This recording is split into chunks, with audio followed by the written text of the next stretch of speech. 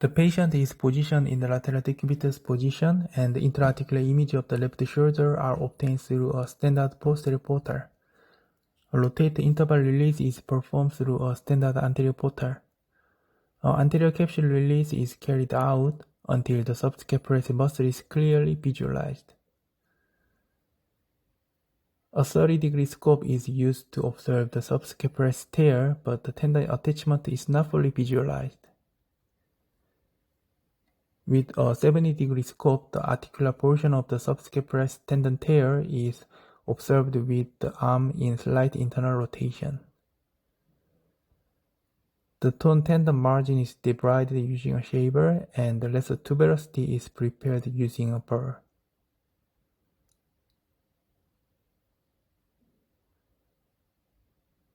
Then the shoulder is slightly external rotated, and the medial margin of the subscapularis tear is identified using a 30-degree scope.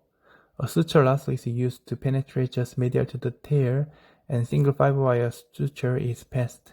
A second fiber wire suture is passed inferior to the first suture using an antegrade suture passer. In the subacromial space viewed from the posterolateral portal, bursectomy, coracohumeral ligament release, and subcoracoid adhesiolysis are performed.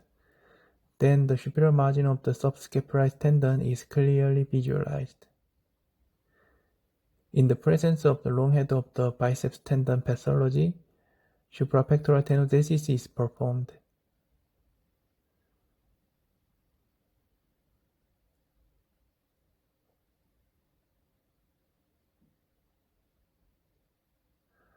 The tendon is cut and removed from the bicipital groove.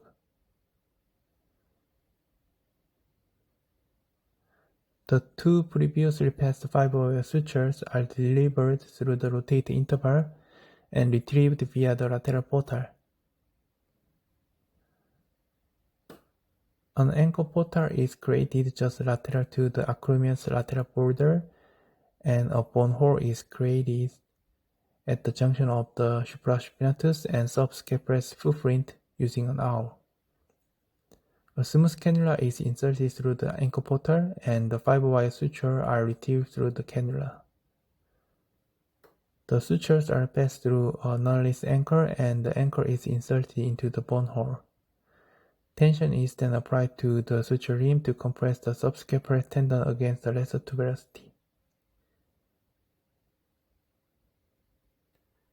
Good fixation of the subscapularis tendon is confirmed.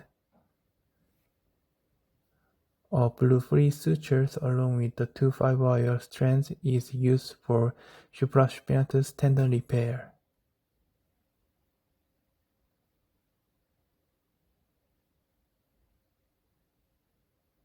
The patient underwent aceratodermal matrix augmentation with suture bridge fixation.